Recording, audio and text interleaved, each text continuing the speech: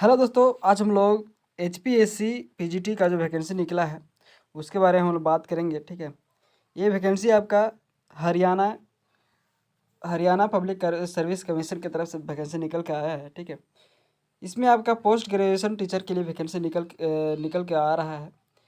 ये आपका Haryana cadre and Mewat cadre के लिए रहने वाला है। तो चलिए हम लोग इसके बारे में बात करेंगे।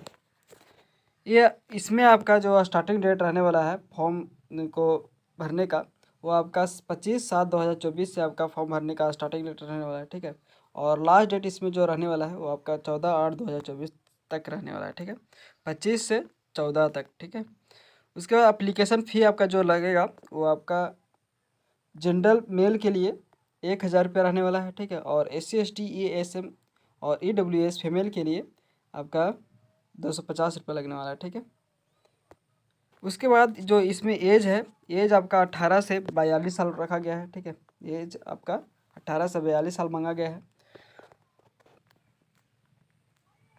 इसमें आपका जो पीजीटी का वैकेंसी निकला है उसमें आपका अलग अलग पोस्ट पर वैकेंसी आप निकल के आया है। ठीक है, जिसमें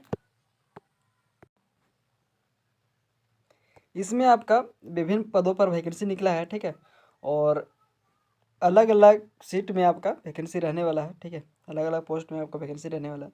जैसे पीजीटी बायोलॉजी में आपका 233 पोस्ट रहने वाला है। ठीक है, रोहतास के लिए।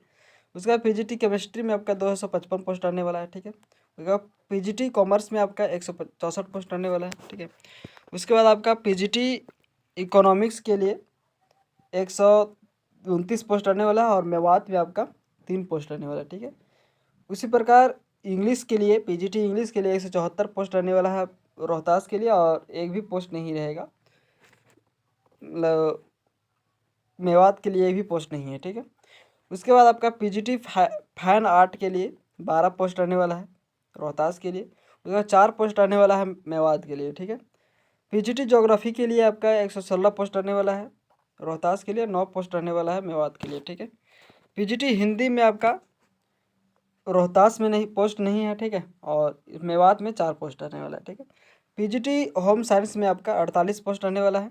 ठीक है, और पीजीटी होम साइंस में आपका 48 पोस्ट रहने वाला है रोहतास के लिए, और 5 पोस्ट रहने वाला है मेवात के लिए। उसी हिस्ट्री में आपका 144 पोस्ट रहने वाला है रोहतास के लिए, और मेवात के लिए रहने वाला है 21 पोस्ट। ठीक है, उसी प्रकार मैथ में आपका 4 से 14 पोस्ट रहने वाला है रोहतास के लिए, और 42 पोस्ट रहने वाला है मेवात के लिए। 87 पोस्ट रहने वाला है म्यूजिक के लिए, पीजीटी म्यूजिक के लिए 87 पोस्ट रहने वाला है रोहतास के लिए, और ये 4 पोस्ट रहने वाला है मेवात के लिए। ठीक है, पीजीटी फिजिकल एजुकेशन के लिए 226 पोस्ट रहने वाला है रोहतास के लिए, और मेवात के लिए 23 पोस्ट रहने वाला है। ठीक है, पीजीटी फिजिक्स 410 पोस्ट रहने वाला है रोहतास के लिए, 36 पोस्ट रहने वाला है मेवात के लिए। पीजीटी पॉलिटिकल साइंस में आपका 283 पोस्ट रहने वाला है रोहतास के लिए, 59 पोस्ट रहने वाला है मेवात के लिए। ठीक है, पीजीटी साइकोलॉजी में आपका रोहतास में एक भी पोस्ट नहीं है, और मेवात में एक पोस्ट रहने वाला है। ठीक है, संस्कृत में रोहतास में नहीं है, और मेवात में 69 पोस्ट रहने वाला है। ठीक है, सोशोलॉजी में आपका 38 पोस्ट रहने वाला है रोहतास के लिए, 2 पोस्ट रहने वाला है मेवात के लिए। ठीक है, उर्दू में आपका 4 पोस्ट रहने वाला है रोहतास के लिए। उसके बाद पंजाबी में आपका 50 पोस्ट रहने वाला है रोहतास के लिए, और एक भी पोस्ट नहीं है मेवात में, एक भी पोस्ट नहीं है। ठीक है, टोटल आपका जो वैकेंसी है वो आपका 3,069 पोस्ट पर वैकेंसी निकल कर आया है हरियाणा की तरफ से। ठीक है, पीजीटी के लिए। उसमें आपका रोहतास में 2,787 पोस्ट है, और 282 पोस्ट रहने वाला है मेवात के लिए। ठीक है, बहुत बड़ा वैकेंसी है।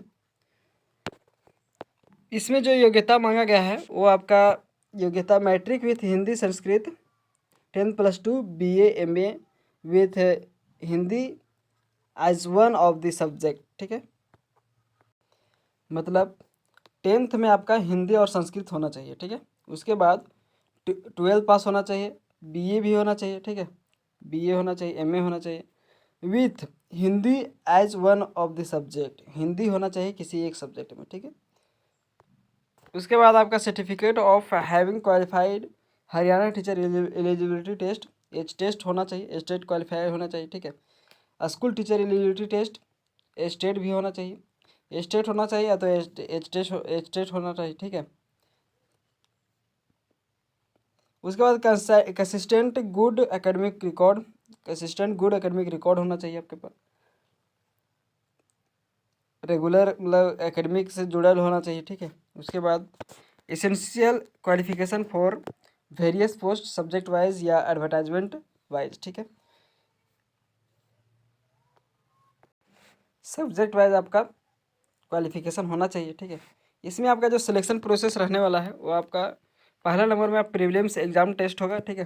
प्रीलिम्स एग्ज़ाम होने वाला है, रिटन टेस्ट, उसको क्वालिफाइंग करना अनिवार्य होगा, ठीक है। उसके बाद आपका मेंस होगा, ठीक है।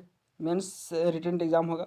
इसमें आपका 87.5% जो आएंगे लेकर आएंगे उन्हीं को वेटेज मिलने वाला है, ठीक है। इंटरव्यू के लिए आपको 12.5% वेटेज रहने वाला है, ठीक है। और डॉक्यूमेंट वेरिफिकेशन में आपका, उसके बाद आपका डॉक्यूमेंट वेरिफिकेशन होगा, उसके बाद मेडिकल होगा, ठीक है।